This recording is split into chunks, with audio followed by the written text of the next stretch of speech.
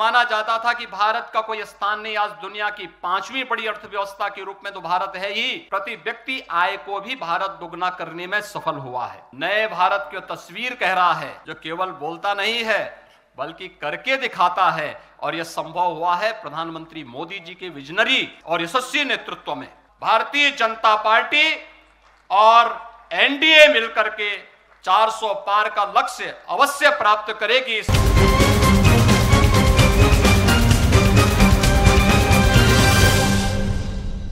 आदरणीय प्रधानमंत्री जी, भारतीय जनता पार्टी के माननीय राष्ट्रीय अध्यक्ष श्री जगत प्रकाश नड्डा जी, भारतीय जनता पार्टी संसदीय बोर्ड के सभी सम्मानित सदस्यगण, देश के अलग अलग राज्यों से आए हुए भारतीय जनता पार्टी के सभी माननीय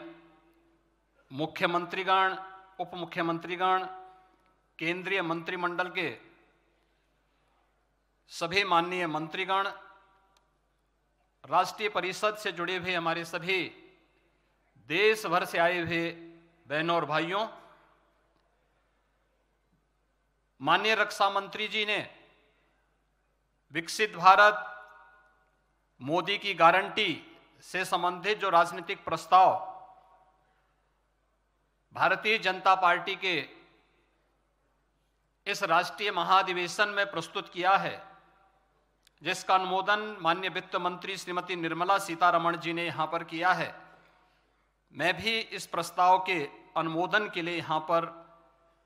खड़ा हुआ हूं। हम सब जानते हैं पिछले 10 वर्षों में पूरे भारत ने 140 करोड़ की आबादी ने एक नए भारत का दर्शन किया है। एक नया भारत जहां पर भारत के हर नागरिक को दुनिया में सम्मान मिलता है, उसके पासपोर्ट की कीमत बढ़ी है। जिस भारत ने अपनी सीमाओं को सुरक्षित किया है,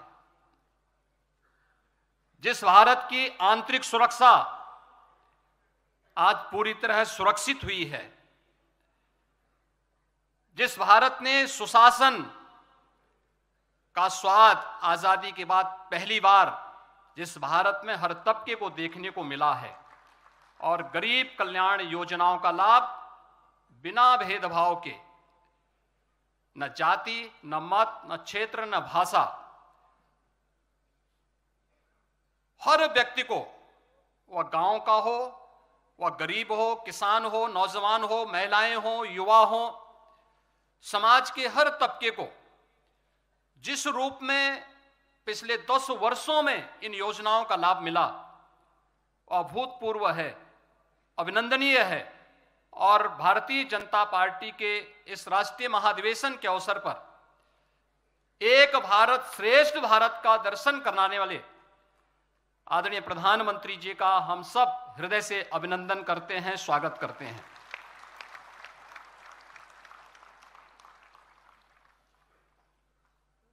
मैं चूंकि उत्तर प्रदेश से हूं तो मैं वहीं से शुरुआत कर लेता हूं।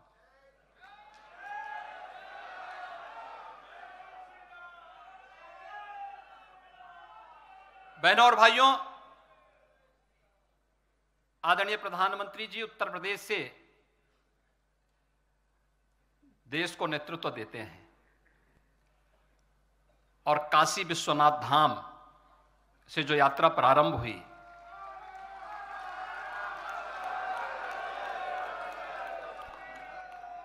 आज अयोध्या में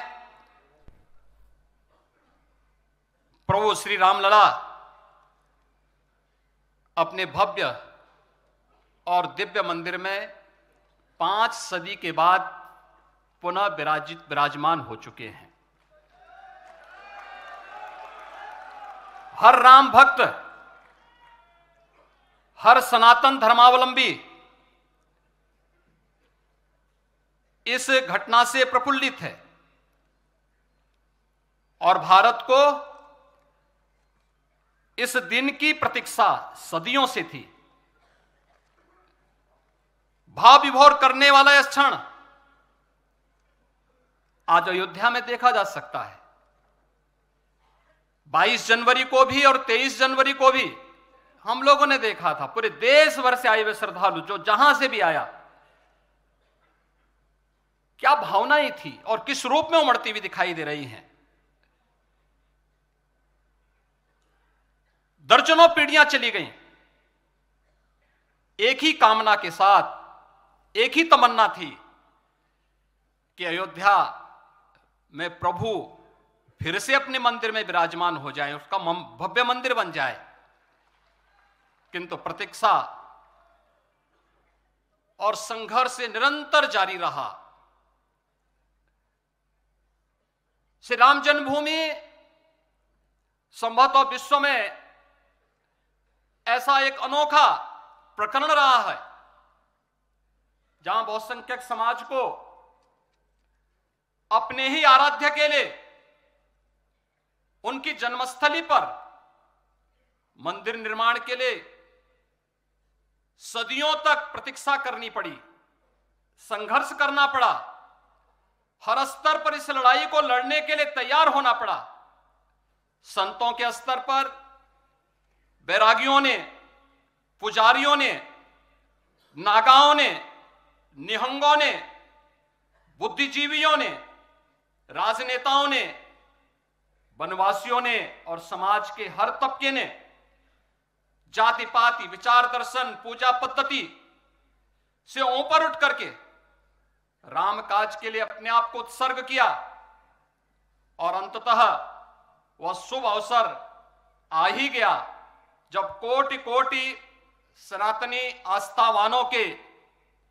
त्याग और तप को पूर्णता प्राप्त हुई। आज हर श्रद्धालु की आत्मा प्रफुल्लित है और इस बात से भी पूर्वजों की साधना को सिद्धि में बदलने के लिए और मंदिर बनाने का जो संकल्प था और जहां संकल्प था मंदिर वहीं पे बना है, इसके लिए भी भारतीय जनता पार्टी का यह राष्ट्रीय महाधिवेशन अपने यशस्वी प्रधानमंत्री जी का हृदय से अभिनंदन करता है, उनका स्वागत करता है और आभार व्यक्त करता है। पिछले 10 वर्ष के अंदर पूरे देश के अंदर विकास की जो गति बढ़ी है, अगर उसकी स्पीड आप देखेंगे तो हम सबको बहुत एक नए आत्मविश्वास के साथ भरता है। पहले से आई थी, आज पूरे देश के अंदर हम सब देखते हैं कि जो देश के अंदर पहले जिनकी संख्या बामुश्किल सैकड़ों में थी, आज 1,20,000 से अधिक स्टार्टअप भारत के अंदर है। यही नहीं, भारत के अंदर माननीय वित्त मंत्री जी ने बताया कि जो भारत 2014 में दुनिया की 10वीं बड़ी अर्थव्यवस्था माना जाता था और ये माना जाता था कि भारत का कोई स्थान नहीं, आज दुनिया की 5वीं बड़ी अर्थव्यवस्था के रूप में तो भारत है ही, प्रति व्यक्ति आय को भी भारत दुगना करने में सफल हुआ है। रेलवे के इंफ्रास्ट्रक्चर को लेकर के जो कार्य हुआ, रेलवे लाइन देश के अंदर इस दौरान जिस रूप में बढ़ाने का कार्य हुआ, वह 22,000 किलोमीटर जो थी वह 10 वर्ष में बढ़कर के 55,198 किलोमीटर की हुई और वंदे भारत और अमृत भारत जैसी ट्रेनें आज भारत को वर्ल्ड क्लास पब्लिक ट्रांसपोर्ट की एक बेहतरीन सुविधा के रूप में हम सबको मिली है। आज भारत के अंदर